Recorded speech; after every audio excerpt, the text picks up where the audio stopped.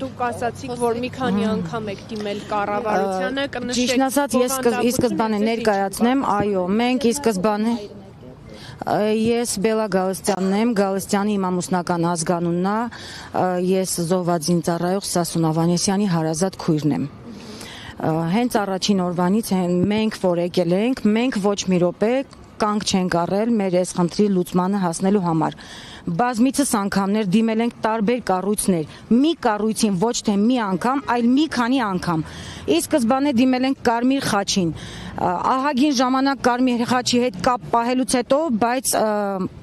զուգահեռ կապի մեջ ենք եղել վարչապետի աշխատակազմի հետ նամակների փոխանցմամբ ու նամակի պատասխան ստանալու վերաբերյալ։ Բացի Կարմիր խաչից դիմել ենք Սիրանուշ Սահակյանի գրասենյակի համապատասխան գործով զբաղվող աշխատակիցների հետ, որ պետքա Եվրոդատարան դիմեր։ Մի քանի անգամ նամակ ենք ուղարկել վարչապետ Նիկոլ Փաշինյանին, իր աշխատակազմին։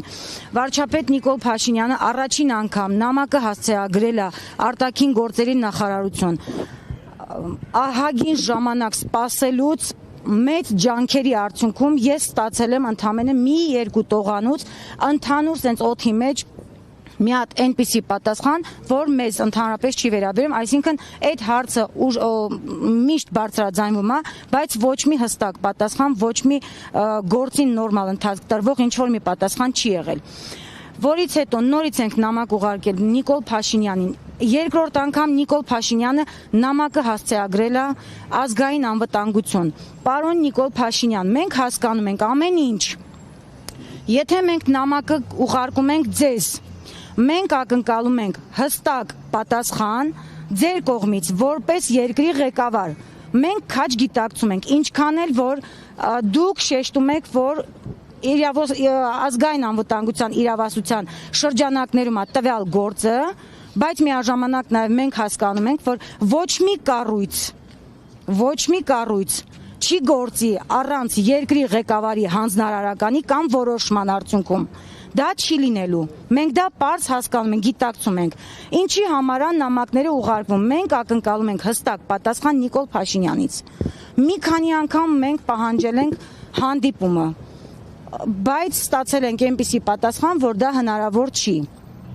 Պարոն Աբազյանի ազգային անվտանգության նախկին տնօրենի ժամանակ գոնե մեզ մի քանի անգամ ընդունում էր։ Խոստացել էին, որ հարցը միշտ մնում է օրակարգում ու առաջնակի որպես խնդիր, բայց երբեք հստակ ժամկետների մասին չեն խոստացել։ Իսկ նորանշանակ Անդրանիկ Սիմոնյանի հետ էլի նամակ ուղարկել ենք, պահանջել ենք հանդիպում հարազատների հետ։ Մենք նամակի պատասխան որպես այդպեսին ստացել ենք, որ գրաֆիկի խիստ ծանրաբեռնվածության հետևանքով չենք կարողանում կազմակերպենք այդ հանդիպումը, առաջին իսկ հնարավորության դեպքում կկազմակերպենք հանդիպումը։ 2 տարուց ավել է արդեն մենք սպասել ենք, մենք համբերատար, հանդուրժել ենք, սպասել ենք, գիտակցելով, հասկանալով խնդրի ամեն ինչը մի խոսքով, երկրի վիճակը, այս ամեն ինչը, բայց էլ արդեն համբերելու տեղ չկա։ Մենք նույնիսկ մեր վերջին նամակի մեջ շեշտել ենք, եթե հնարավոր չի պետության շրջանակներում այս գործին, այս հարցին լուծում տրվի, մենք որպես հարազատներ պատրաստ ենք հասնել հակարի անցակետ։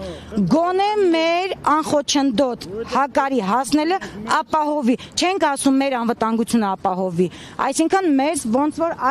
կառավարության շենքի դեմն են համապատասխան աշխատակիցները խոչընդոտում են, չեն թույլատրում առաջ անցնենք։ Դիմել եք նաև Վահագն Խաչատուրյանին, որովհետև ինքը Ալիևին շնորհակալություն էր հայտնում,